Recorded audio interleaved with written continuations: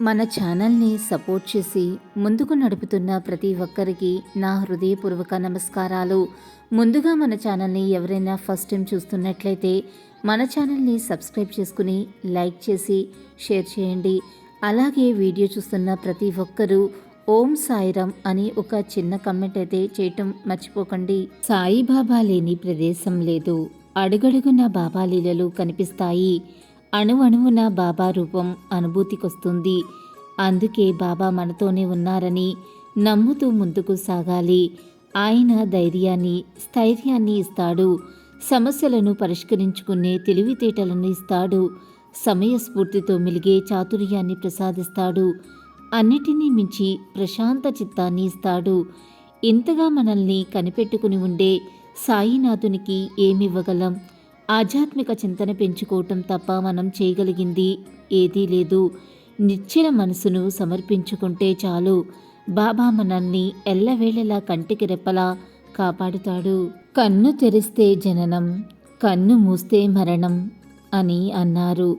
ఈ జనన మరణాల మధ్య ఉన్నదే మన జీవితం. అది అంత తేలికైంది కాదు. ఈ సుదీర్ఘ జీవన ప్రయాణంలో అనుక్షణం ఏవో కష్టనష్టాలు వస్తుంటాయి. ముళ్ళు, రాళ్ళు ఎదురవుతుంటాయి. మన చుట్టూ ఉన్న వ్యక్తులు హీనంగా, రాక్షసంగా ప్రవర్తిస్తుంటారు. అందుకే సంసారాన్ని సాగరంతో పోల్చారు. సముద్రంలో నిరంతరం అలల తాకిడి ఉన్నట్లే అనుక్షణం ఏదో ఒక విధమైన చీకు చింతలు ఉంటూనే ఉంటాయి. ఆటుపోట్లు, సమస్యలు వస్తూనే ఉంటాయి. తిమింగలం వంటి పెద్ద ఆపదలు కూడా పొంచి ఉంటాయి. అలాగే తుఫాన్ లాంటి ఆకస్మిక ప్రళయాలు ముంచుకొస్తుంటాయి. అంత మాత్రాన జీవితం నుండి పారిపోలేం కదా. పలయానవాదం పనికిరాదు. ఇలాంటి ఆపద సమయాల్లో భక్తులు సాయిబాబాని స్మరించుకుంటారు. బాబా భక్త సులభుడు, వెంటనే అనుగ్రహిస్తాడు. నమ్మిన వారికి అండగా నిలుస్తాడు. కొండంత ధైర్యాన్ని ఇస్తాడు. కష్టాల నుండి గట్టెక్కిస్తాడు. ఆపదల నుండి బయటపడిన భక్తులకు బాబా పట్ల ఎనలేని విశ్వాసం కుదురుతుంది. ఇక మనసునే మందిరంగా చేసుకుని బాబాను ప్రతిష్ఠించుకుంటారు.